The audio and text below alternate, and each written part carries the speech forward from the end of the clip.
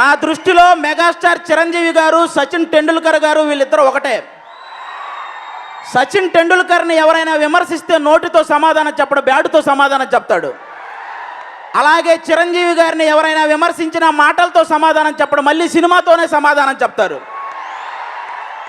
ఆచార్య సినిమాకి విమర్శలు వచ్చాయి, వాల్తేరు వీరయ్యతో వాళ్ళకి అందరికీ సమాధానాలు వచ్చాయి. అది మెగాస్టార్.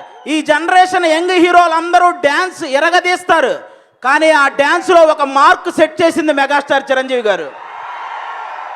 ఈ జనరేషన్ యంగ్ హీరోలు అందరూ ఫైట్స్ కుమ్మేస్తారు, ఆ ఫైట్స్లో మార్క్ సెట్ చేసింది మెగాస్టార్ చిరంజీవి గారు. ఈ జనరేషన్ హీరోలందరికీ రెమ్యునరేషన్ కూడా ఎక్కువ, కానీ అందులో కూడా ఒక మార్క్ సెట్ చేసింది మెగాస్టార్ చిరంజీవి గారు. ఒక్కసారి వెనక్కి వెళ్ళి ₹1 కోటి పైగా రెమ్యునరేషన్ తీసుకున్న ఇండియన్ యాక్టర్ ఎవరని కొట్టి చూడండి, మెగాస్టార్ చిరంజీవి గారు అని వస్తుంది ఫస్ట్. బిగ్గర్ దాన్ బచ్చన్ అని పెద్ద మ్యాగజైన్ ఉంటుంది, వెళ్ళి చదువుకోండి. ఫస్ట్ 10 కోట్లు కలెక్ట్ చేసిన మూవీ ఏంటి అని అడగండి, ఘరానా మొగుడు అని చెప్పి గూగుల్ కాదు ఎక్కడ వెతికినా వచ్చేస్తుంది. ఇక్కడ ఉన్న చాలా మంది ఊహ తెలియక ముందే ఊహించని రికార్డ్స్ క్రియేట్ చేసిన స్టార్ మెగాస్టార్.